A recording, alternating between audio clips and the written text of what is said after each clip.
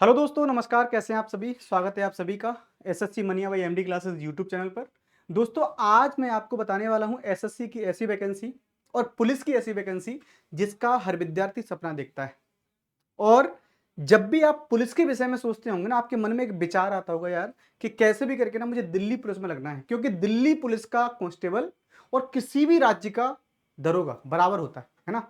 क्योंकि लेवल 3 की जॉब है और ग्रेड पे किसके समान है? अधिकारी के समान है, ऑफिसर के समान यहाँ का ग्रेड पे है। एचआरए, डीए, टीए इतना है कि आप लोग स्वयं सोच के ये कंफ्यूज हो जाते हो कि सर ये कांस्टेबल को इतना कैसे मिल सकता है। बिल्कुल भाई, ये दिल्ली के अंदर पुलिस है, दिल्ली पुलिस इसे बोलते हैं। और ये एक सेंट्रल जॉब है, स्टेट जॉब नहीं है, एक सेंट्रल जॉब है। इसके बारे में आज हम पूरी की पूरी चर्चा करेंगे, क्योंकि आपके मन में एक भ्रांति बनी हुई है कि ये वैकेंसी आखिर कितनी आएंगी। क्या 1500 वैकेंसी आएंगी, 2000 आएंगी, 3000 आएंगी, 5000 आएंगी? आखिर आखिर ये पद आने वाले कितने हैं? इसके बाद सिलेक्शन का पूरा प्रोसेस क्या है, इस पर भी हम चर्चा करने वाले हैं। चलिए स्टार्ट कर लेते हैं। तो पहली तो भ्रांति आपके मन से मैं ये मिटा दूं कि सर फॉर्म जो है कितने आने वाले हैं। कुछ समय पहले आपने देखा होगा कि एक आरटीआई डाली गई थी और उस आरटीआई का जवाब जब आया तो कुछ विद्यार्थी कंफ्यूज हुए, क्योंकि आरटीआई में जो एसएससी है उसने बोला है कि भैया जो वैकेंसियां हैं ना वो 299 वैकेंसियां, तो हम किस में देने वाले हैं? वो हेड कांस्टेबल मिनिस्ट्रियल वाला, जो जिसे HCM बोलते हैं ना, हेड कांस्टेबल मिनिस्ट्रियल, जिसमें हम देने वाले हैं 299 पोस्ट। और इसके अलावा जो कांस्टेबल की पोस्ट है वो 1490, लगभग 1500 वैकेंसियां हम देने वाले हैं। तो जो विद्यार्थी दिल्ली पुलिस में कांस्टेबल बनने का सपना देख रहे हैं ना, उनके लिए ये एक बहुत बड़ी भ्रांति थी। मैं उसको एक बार खत्म कर दूं, ठीक है? क्योंकि जब भी कोई भी आरटीआई का जवाब आता है ना, आरटीआई का जब जवाब आता है तो एक बात समझिएगा, ये जो आरटीआई का जवाब है ना, ये हाल का नहीं होता है। कम से कम 1 साल पहले की जो वैकेंसियां खाली होती हैं उन पर ये लोग जवाब देते हैं। तो मान के चलिए कि अभी जो आरटीआई का जवाब आया है ना, वो दिसंबर 2023 तक जो पद खाली रह गए होंगे ना, उनका आया होगा। उनका आया है कि भाई हम क्या करेंगे कि HCM की जो वैकेंसियां हैं वो कितनी हैं? वो 299 है। और जो कांस्टेबल की वैकेंसियां हैं, कांस्टेबल की, वो कितनी है? तो वो भैया 1400 कितनी है? 1490 है। टोटल अगर मिला लें तो मोटा मोटा ये मान के चलिए आप लोग कि 1400 और 200 1600 हो गए, लगभग 1700 के आसपास क्या है? पोस्ट है, लगभग, है ना? लगभग कितनी? 1700 के आसपास पोस्ट है। अब आप लोग खुद कंफ्यूज होंगे कि सर हम बहुत दिनों से इंतजार कर रहे हैं वैकेंसी का और सिर्फ इतनी पोस्ट है। नहीं भाई, इतनी पोस्ट नहीं है, क्योंकि इस बार ऐसा तो है नहीं कि रिटायरमेंट नहीं होगा, इस बार रिटायरमेंट भी होगा, है ना? तो उम्मीद ये लगाई जा रही है कि इस बार जो वैकेंसियां आने वाली हैं वो लगभग कितनी होंगी? तो लगभग वैकेंसियों की संख्या 4500 से ज्यादा होने वाली है ना। 4500 से ज्यादा पद आपके इस बार आने ही आने हैं, कुछ भी हो जाए, है ना? अगर 4500 पद आते हैं तो मान लीजिएगा इसमें जो लड़कों के पद होंगे वो 3000 होंगे और लड़कियों के कितने होंगे? लगभग 1500। क्यों? क्योंकि लड़कों की आधी जो है वो लड़कियां हैं। ये तो तय, आपको मालूम है दिल्ली के अंदर जो पुलिस जाती होती है उसमें लड़कों की वैकेंसी की टोटल आधी क्या होंगी? लड़कियां होंगी। तो अगर 4500 वैकेंसी आती हैं या 5000 वैकेंसियां आती हैं तो लगभग क्या होगा? जितने लड़के होंगे उनकी आधी लड़कियां होंगी। तो एक बहुत बड़ा मौका है लड़कों के लिए और स्पेशली लड़कियों के लिए। जैसे ही वैकेंसियां आती हैं आप लोग क्या कर देंगे? भाई फॉर्म भर देंगे। अब आपके मन में सर एक प्रश्न चलता है, सर फॉर्म कब आएंगे?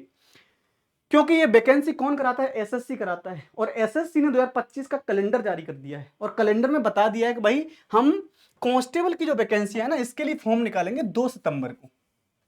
2 सितंबर से फॉर्म भरना स्टार्ट कर देंगे। ये देख, आप लोग कैलेंडर देख लीजिए, ये एसएससी कैलेंडर है और एसएससी कैलेंडर में स्पष्ट रूप से बोला गया है, यहां पर आप लोग देख भी पाओगे, constable male and female in Delhi police examination 2025। Form कब आएंगे?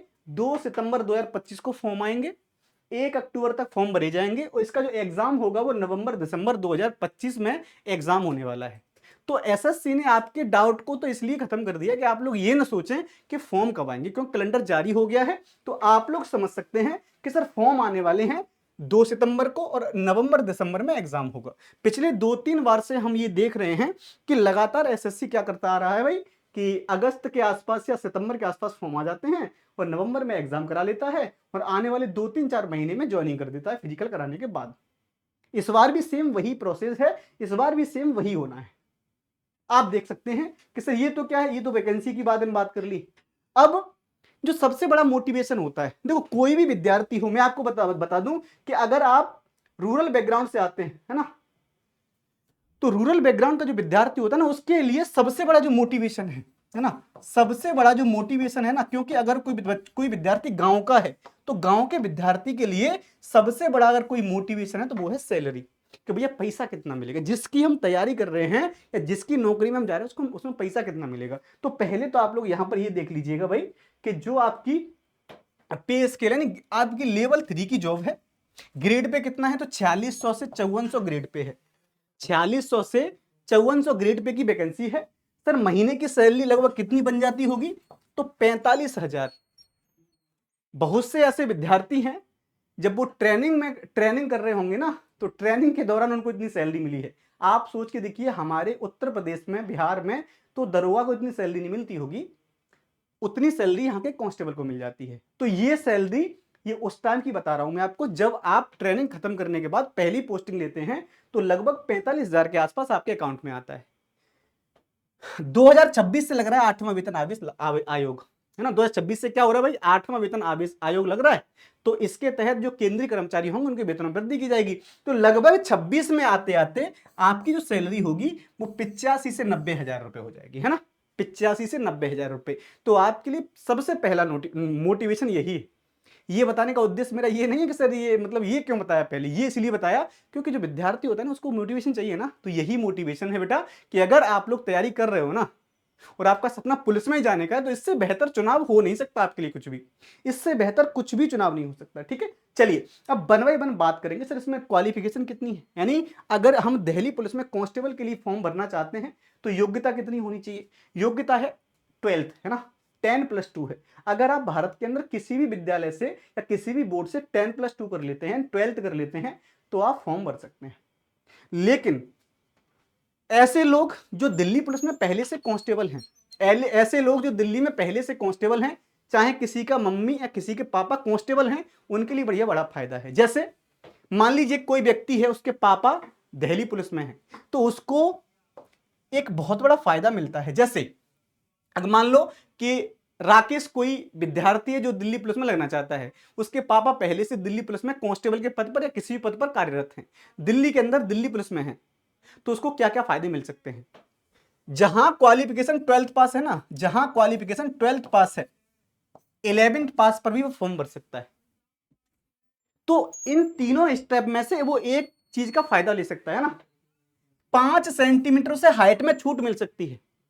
हाइट में कितनी छूट, तो 5 सेंटीमीटर तक हाइट में छूट मिल सकती है और 4 साल का एज में छूट मिल सकती है। सोच के देखिए, अगर आपके मम्मी या पापा में से कोई भी एक क्या करता हो, दिल्ली पुलिस में जॉब करता हो, तो आपको 12th पास क्वालिफिकेशन है, 11th पास आप फॉर्म भर सकते हैं। आपको 5 सेंटीमीटर तक हाइट में छूट। सोच के देखिए, अगर आप मेल कैंडिडेट हैं, आपकी हाइट 170 है, 170 मांगी जाती है, और आपके पापा पुलिस में, तो आपको 165 पे ले लिया जाएगा। मम्मी पापा में से कोई एक लड़कियों के लिए क्या है भाई, पुलिस में है, लड़कियों की हाइट 157 मांगी जाती है, 152 पे आपको ले लिया जाएगा। ठीक है भाई, चलिए, तो लेकिन इनमें से कोई एक ही का फायदा ले पाएंगे, ऐसा नहीं कि तीनों का, किसी एक का। सबसे बड़ी बात क्या है सर, ड्राइविंग लाइसेंस अनिवार्य है ना। अगर आप दिल्ली के अंदर कांस्टेबल बनना चाहते हैं तो पहली प्राथमिकता यह है कि आपके पास ड्राइविंग लाइसेंस होना चाहिए, डीएल होना चाहिए। अगर आप डीएल नहीं आपके पास है तो आपका फॉर्म पहले तो एक्सेप्ट नहीं होगा, और एक्सेप्ट हो भी गया तो आगे की प्रक्रिया नहीं, आपके पास एडमिट कार्ड नहीं आएगा जिससे आप लोग आगे एग्जाम दे पाओ। हम बात करें कि सर एज क्राइटेरिया क्या है, तो एज जो है वो 18 से 25 है जनरल की।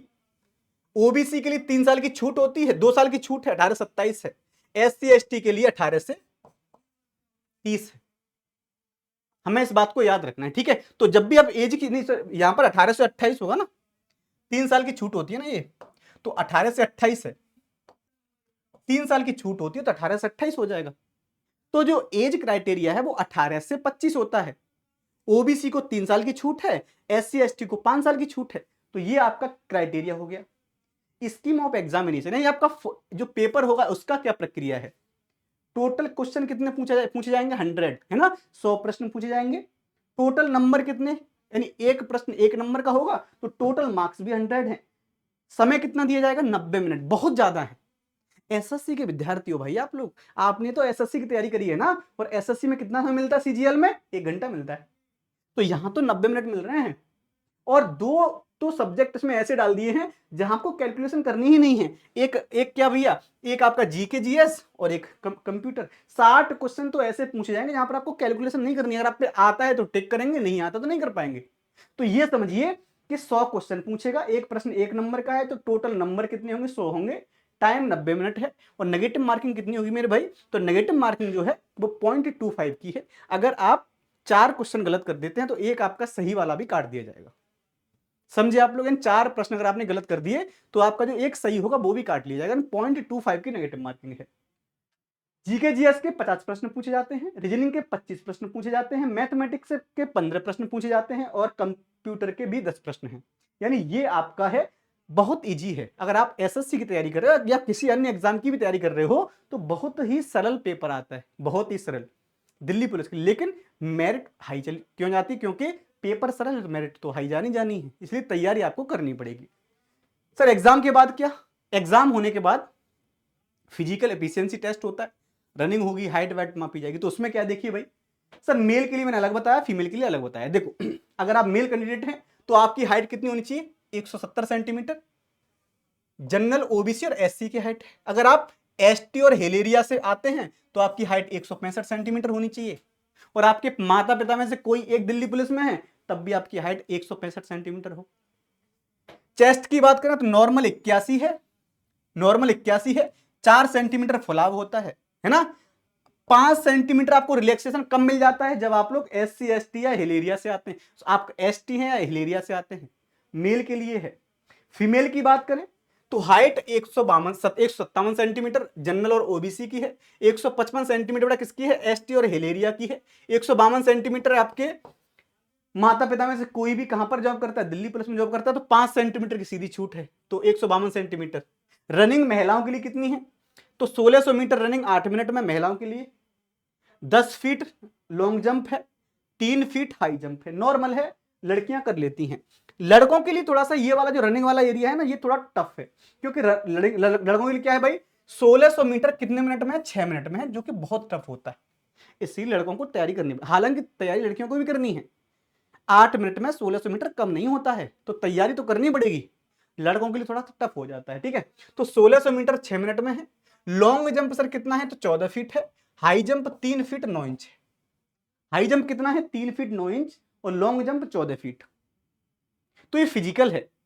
याद रखेंगे, जब आप रनिंग क्वालिफाई करेंगे तब नेक्स्ट स्टेप में आएंगे। अगर इसे क्वालिफाई करेंगे तब इस स्टेप में आएंगे। ऐसा नहीं कि एक साथ आपका करा लिया जाएगा, तीनों में फेल हो रहे हो तब भी करा लेंगे, नहीं कराएंगे। रनिंग क्वालिफाई हो जाएगी तब आपकी लॉन्ग जंप होगी, और लॉन्ग जंप क्वालिफाई हो जाएगी तब आपकी हाई जंप होगी। जहां फेल होगे वहीं से निकाल दिए जाओगे, ठीक है। तो ये आपका हो गया। इसके बाद सर क्या है? इसके बाद आपका आता है सर कि अगर हम पे एनसीसी है तब क्या है, क्योंकि बहुत से ऐसे विद्यार्थी हैं जो एनसीसी कैंडिडेट हैं जिनके पास एनसीसी का सर्टिफिकेट है। अगर आपके पास एनसीसी का सर्टिफिकेट है तो आपके पास लाभ क्या मिलने वाला है? सोच के देखिए, आपको एग्जाम में कितनी छूट मिलेगी। अगर आपके पास सी सर्टिफिकेट है, सोच के देखो, सी सर्टिफिकेट, तो आपको एग्जाम में 5% की छूट है। बी सर्टिफिकेट है तो 3% की छूट है। ए सर्टिफिकेट है तो 2% की छूट है। मान के चलिए कि मेरिट कितनी गई? 70 क्वेश्चन गई, और आपके पास है सी सर्टिफिकेट, तो आपकी कितनी हो जाएगी? 65 क्वेश्चन हो जाएगी। नहीं, आप 65 क्वेश्चन पे फिजिकल दे पाएंगे अगर आपके पास सी सर्टिफिकेट एनसीसी का है तो एनसीसी वालों को थोड़ा सा फायदा है। तो ये पूरा का पूरा मैंने दिल्ली पुलिस वालों के लिए बता दिया है। इससे अलग आपको कुछ नहीं करना है ना। एक वीडियो, 2-3 वीडियो में भी दिल्ली पुलिस पे और करूंगा, जिससे आपके सभी डाउट क्लियर हो जाएं, अच्छे से आपको समझाऊंगा भी। अब आप लोग दिल्ली पुलिस या किसी भी एग्जाम, चाहे वो एसएससी का कोई भी एग्जाम हो, क्योंकि दिल्ली पुलिस कौन कराता है? एसएससी कराता है ना। तो दिल्ली एसएससी का कोई भी एग्जाम हो बच्चे, आप लोग हमारे साथ इस चैनल पर जुड़ करके बढ़िया से तैयारी कर सकते हैं। और किसी भी प्रकार के नोटिफिकेशन के लिए आप, मेरा टेलीग्राम चैनल है जीके जीएस बाय साइलेंसर, इसको ज्वाइन कर लीजिएगा। साथ ही साथ हमारा एक अन्य टेलीग्राम चैनल है ना, SSC mania by MD classes, उसको भी ज्वाइन कर लो, जिससे आपको कोई भी नोटिफिकेशन मिले सबसे पहले आपको यहां पर मिल जाए, है ना। तो चलिए, उम्मीद करता हूं आपको ये बहुत अच्छा लगा होगा। अगर आपको सच में ये अच्छा लगा है तो अपने दोस्तों के साथ शेयर करिएगा। आज के लिए बस इतना ही। थैंक यू सो मच, बहुत बहुत धन्यवाद।